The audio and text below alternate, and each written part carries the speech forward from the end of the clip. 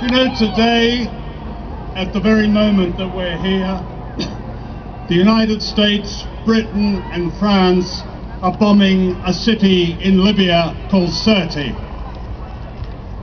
It has 100,000 people.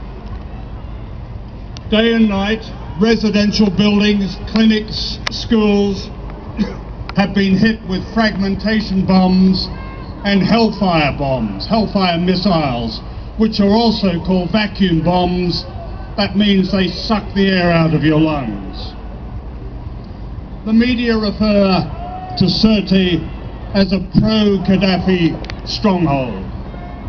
The Channel 4 reporter in Libya describes the attacks as cutting off the head of the snake.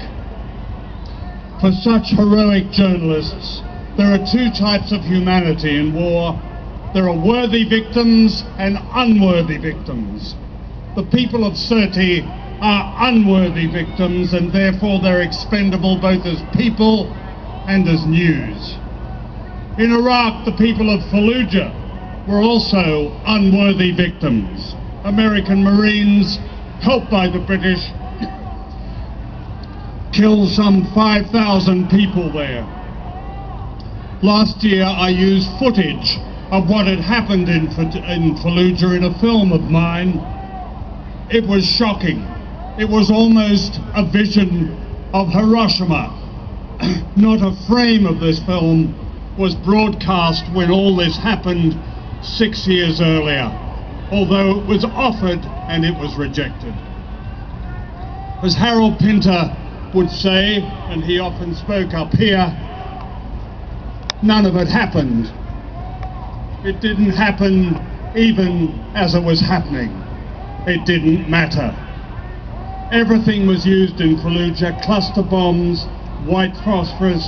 Cancer is now rampant in that city. In Afghanistan, I filmed a woman called Orifa kneeling beside the graves of her husband and 7 other members of her family, including 6 children. An American F-16 pilot had dropped a 500-pound bomb on her small home, which was made of mud and straw. I walked into the crater and saw pieces of human bone. We've had 10 years of such crimes that didn't happen, that didn't matter. 10 years. The revision is now well underway, and I'm not referring to the Sun or the Daily Mail. Yesterday, The Guardian said that the invasion of Afghanistan was understandable, and to wage a short war was unavoidable. Understandable, unavoidable. No mention that Al-Qaeda had left Afghanistan when the invasion began.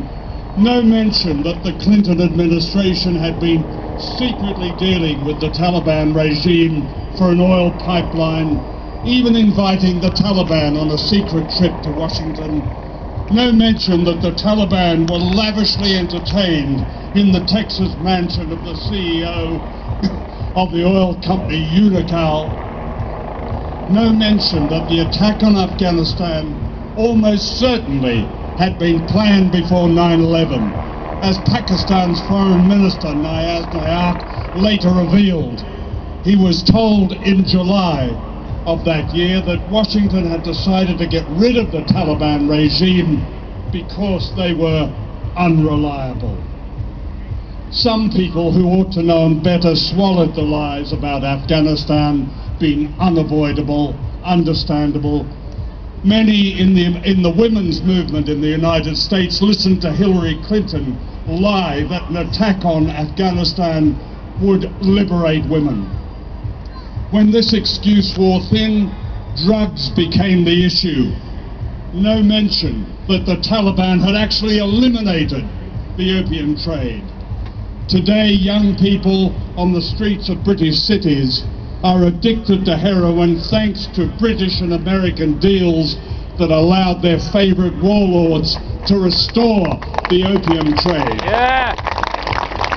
Look, the war in Afghanistan was a fraud right from the beginning, just as the attack on Iraq was a fraud. and the invasion of Libya is a fraud. According to evidence published in France, but not in this country, the so-called National Transitional Council in Libya promised to grant 35% of oil concessions to the French company Total in exchange, and I use the term they used the term rather, in exchange for France's military involvement. And here's David Cameron boasting that Libya is the model for humanitarian intervention all over the world. Your presence today,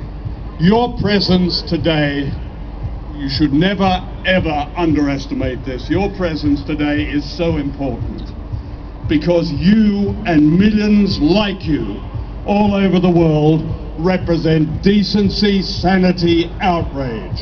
The Camerons, the Blairs, the Straws, the Obamas, the Bushes represent extremism. They are the enemy. For what,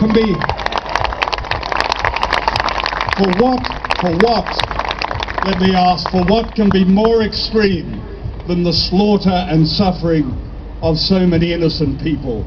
Never lose faith in your own power, for they are not invincible. They fear this power. They and their apologists fear you calling them to account. Above all, they fear you disobeying their atrocious rules and believing their atrocious propaganda. Because from Egypt to Chile, Wall Street to right here in Trafalgar Square, there's only one way now, and you know what that is. It's called civil disobedience. Thank you.